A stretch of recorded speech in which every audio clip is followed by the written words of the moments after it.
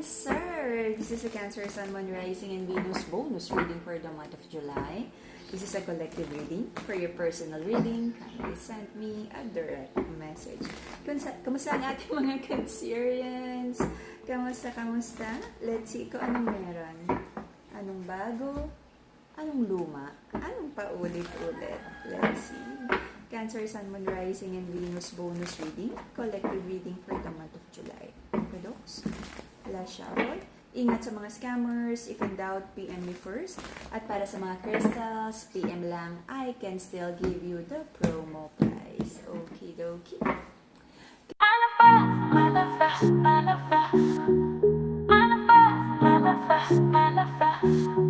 Kasunduan, Cancerians. Okay. Kala ko naman maganda. Okay, so, nagkaroon ng mga apology, conversation, offer of love, but it feels like kung ano yung in-offer, ipinangako, hindi naman natupad. Okay? Ito yung sinabi natin na nagkaroon ng paulit-ulit. Cancerian, eto ka na naman. Sige, I forgive you. Sige, let's make things work out. Okay? Nagkaroon ng reunion, reconciliation, kasunduan, masaya. Nilibre sa fast food, sumaya agad ang ating Cancerian. Ano ba? Binigyan mo ba muna ng chance for your person na paulit-ulit lang na sinasaktan ka to prove themselves first? Or konting akap? Okay? Konting lambing, bumigay ang marupok na Cancerian. Nagkaroon ng confusion sa relationship na to, and I feel, sabi mo, kailangan mong dumistansya. May nararamdaman ako that your person has been entertaining other people. May confusion, may option. Bakit pumapayag na maging option? Sabi ng mga Cancerians, naniniwala siya sa pagbabago ng mga tao. Dear Ate Charo. Okay. Patience. Sabi ng mga Cancerians, patience daw. Magbabago din yan. Okay? Sa katapusan. Katapusan ng ano? Alright. The Wheel of Fortune, you're very optimistic na magkakaroon ng magandang outcome. Itong another chance na binigay mo sa person mo. But right now, you're observing kung talagang tutupad siya sa pangako.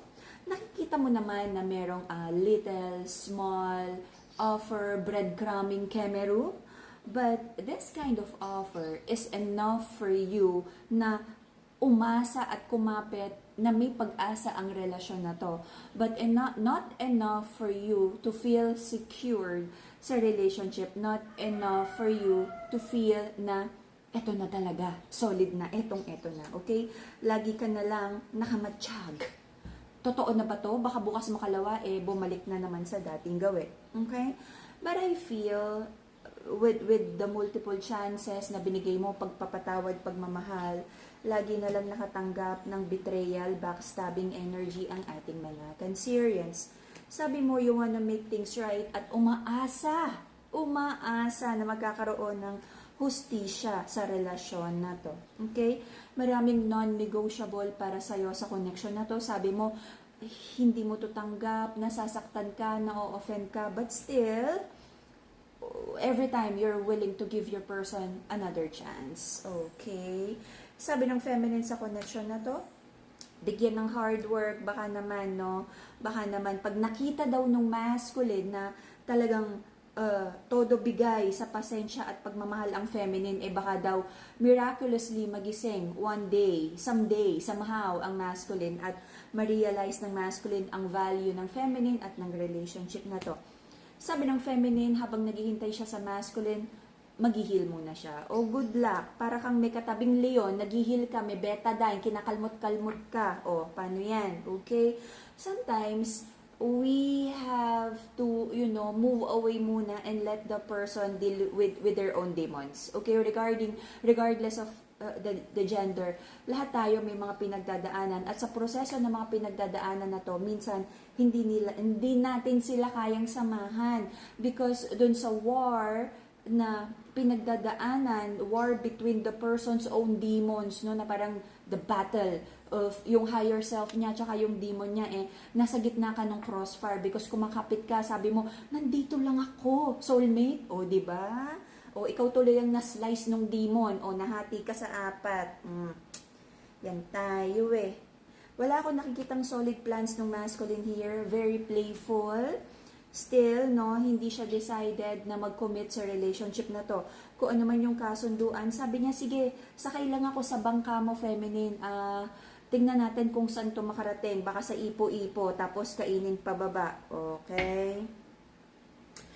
So, hindi pa tapos ang connection na to, but marami ako nakikitang potential na misunderstanding na naman. Same old cycle, walang pagbabago. Though I feel you're praying, especially sa side ng feminine, na magkaroon ng transformation para magkaroon ng like ideal energy or wish fulfillment energy, dream relationship. At sabi ng feminine, ilalaban niya tong connection na to. I feel yung masculine din naman, gusto din namang magstay sa relationship na to. Kaya lang, syempre, hindi naman din enough na mag-i-stay ka lang. Kailangan ng pagbabago, reforma. Okay, let's see. Happy birthday, Aquarians. Tiis-tiis, ganon ba yun? Tiis-tiis. Tiis-tiis ang birthday people. Okay, the reason for the reading is to try to step back. Pinag-isipan mo ang bagay-bagay. Sabi mo, hindi ka basta-basta, you won't just go and make a rush decision.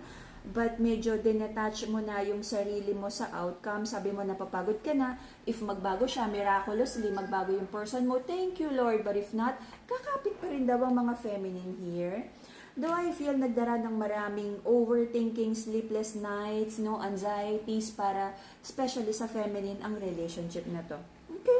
But you know, lahat ng ginagawa natin most of the time yan ay yung mga nangyayari sa buhay natin ay byproduct lang naman ng ating mga decisions, you know? Kasi recent past, di umano, okay? Nagkaroon na naman ng reconciliation, reconnection, patawad, ito ang peace offering, sabi ng masculine, bati na tayo, feminine, hindi ko na uulitin, magbabait na ako, okay?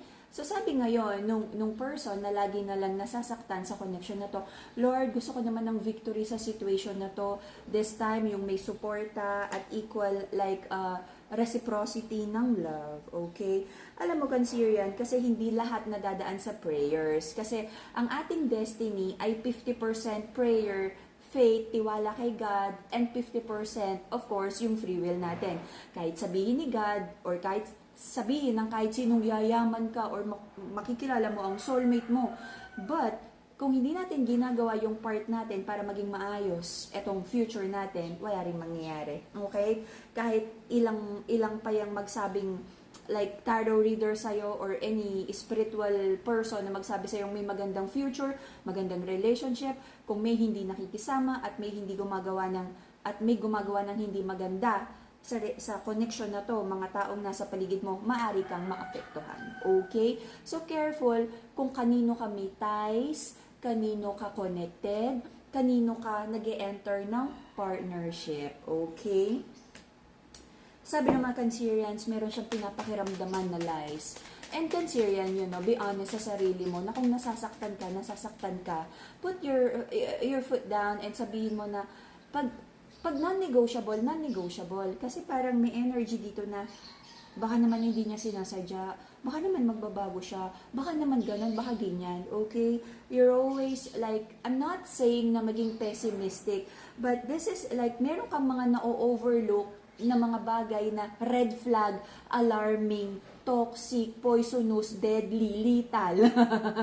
Okay? Pero dinidismiss mo kasi lagi mong sinasabing, baka naman nagkamali lang siya. Okay? May dishonest energy sa connection na to. There's someone like aware siya na nakakasakit siya pero because very forgiving yung other person, kumbaga is hindi tinitake ng other person na big deal to. Kung big deal yan, dapat nagalit na. Kung big deal yan, di dapat nag-walk away na yung nasasaktan kung talagang nasasaktan siya, di ba? Kaso nandyan. So parang, wala yan. Topak, toyo lang yan. Bukas makalawa, okay na ulit yan. Okay? Maraming pangako, apology na hindi naman natupad. May lies. May isda. There's something fishy. Malansa. Okay? False promises. Mga sorry and apology na walang kaakibat na change behavior. Okay. Sabi ng person mo, I feel may misunderstanding at tampuhan din na nagaganap. Di umano. Okay, so, yung energy naman ng person mo, parang may misunderstanding din dito ha. Kasi sabi ng person ng mga Cancerians, hindi mo rin daw na-appreciate yung love na binibigay niya, yung effort niya, parang mas nakikita mo daw lahat yung puro mali. So, find the balance here. Sabi ng person mo, hindi mo nare-reciprocate ang love. But hopeful din naman siya na magiging okay din kayo soon. Okay, tingnan natin. So, may fear and doubt here, sabi mo, na magkakaroon ba ng equal give and take sa relationship na to? For some of you, may nararamdaman ako dito na talagang ang toxic nung energy nung person, ng mga Cancerians, na may awareness na hindi natutupad ang pangako, hindi ka nalalove correctly, hindi nag-apologize, walang change behavior, pero sabi niya, okay lang yan. Pag lumamig yung ulo niyang si Cancerian, wala yan. Magiging okay din. Magkakaroon din ng good news yan. Libre ko lang yan or konting lambing-lambing lang yan. Magiging okay din yan. Okay? Siya naman lagi nag-a-adjust. Okay lang yan. Very kampante energy na hindi kayang na panindigan mo kung ano yung totoo at like for you to really stand up for yourself na hindi pwede yan. Alam, for some of you, may mga sobrang toxic na person na alam na wala kang boundaries. Pagka ganitong energy, may kasalanan ka kasi wala kang boundaries, okay? Hindi ka pwedeng magreklamo kung may trespasser, kung wala kang bakod, kung walang nakalagay na no trespassing. Baka naman hindi niya alam na nagte-trespass siya. Baka akala niya invited kung ano mang kahit bad behavior na gawin niya. Na kahit siya yung taker, pitasin ng pitasin, lahat ng tinanim mo sa bakod, sa garden mo, walang personal accountability kasi baka naman hindi malinaw sa relationship na to kung ano yung negotiable at non-negotiable. Okay? May mga tao talagang ibigay mo ang isang kamay, kukunin hanggang buong arm at dalawang arms. Okay? So may fear and doubt ka kung tama pa ba. May confusion sa'yo. Gusto mong ilaban ng relationship, but at some point, parang gusto mong umatras kasi alam mo na yung cycle ng relationship na to. Right now, sabi ng masculine, okay lang naman daw if ever na sabihin ng feminine, usap-usap.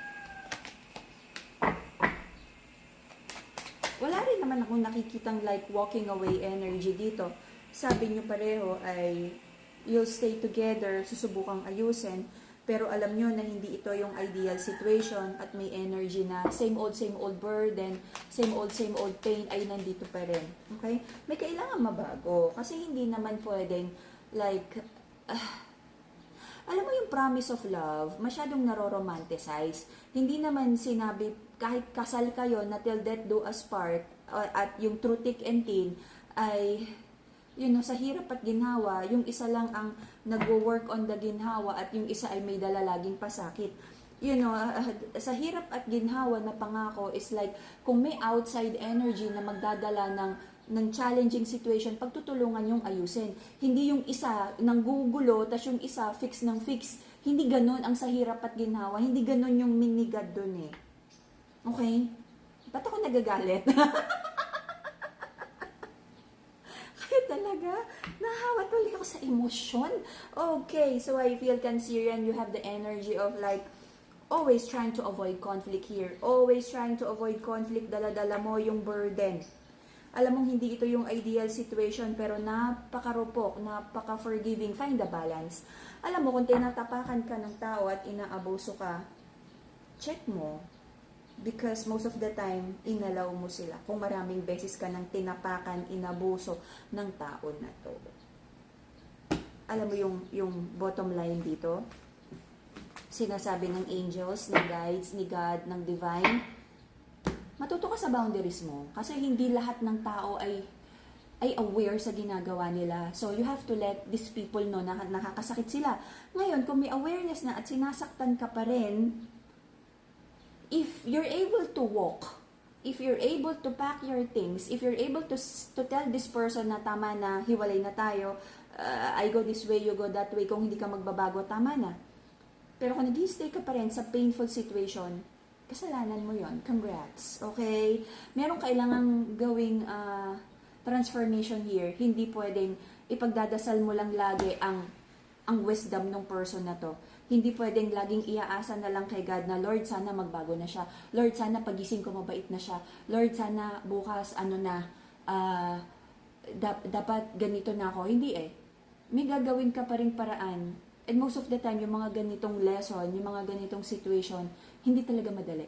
Very challenging. Ito yung uncomfortable para sa'yo. Okay? Kaya nahihirapan ka, kaya matagal ka nang nandyan eh. It's very uncomfortable for you to be confrontational. It's very uncomfortable for you to say no. It's very uncomfortable for you to set a healthy boundaries. Kaya lagi kang natatapakan. Ngayon, sabi ni God, kung gusto mo ng bagong buhay, kung gusto mong umayo siya, kung gusto mo ng awareness sa person na yan, learn to speak up. At pag hindi niya inayos yung sarili niya, learn to walk away. Kasi kapag itong hindi tamang tao na to ay hindi naman nagbago, okay, bibigyan ka ni God ng tamang tao para sa'yo. Pero paano nga ba bibigyan kung nakakapit ka pa, kaganong ka pa, di ba, dun sa person mo, alam mo namang hindi siya tama para sa'yo. Okay? Ang haba ng sermon. Okay. So, ang crystals natin, naka-sale pa rin, naka-promo pa din, bibigay pa rin natin ng promo price to para sa inyo. Heart chakra, rose quartz, mental clarity, amethyst, the purple crystal, financial stability, abundance, okay, citrine, this is also the happy crystal. Protection, we have the tourmaline, courage, and good luck, carnelian. At ang bagong product natin, cinnabar. This is more affordable than the crystals. But, syempre, may kanya-kanyang, energy yan. Sa mga nagtatanong kung anong mas maganda, kung ano yung nakaka-resonate sa inyo. Tinatanong nyo ko kung anong bagay sa inyo. This is not about bagay because crystals may energy yan. This is not about the aesthetic thing na bagay sa'yo ang red at bagay sa'yo ang pink, okay? Anong crystal ang tumatawag sa'yo? Yun. Yun yung number one question here. Alright? And PM me for your personal reading. Ingat sa mga scammers. And yeah, happy birthday, Cancerians. Sana hindi ka mag-birthday na broken-hearted. Alright. So, that would be the Cancerian bonus reading for the month of July. See you again in a few days for your August. Grabe, no? August reading. Bye-bye.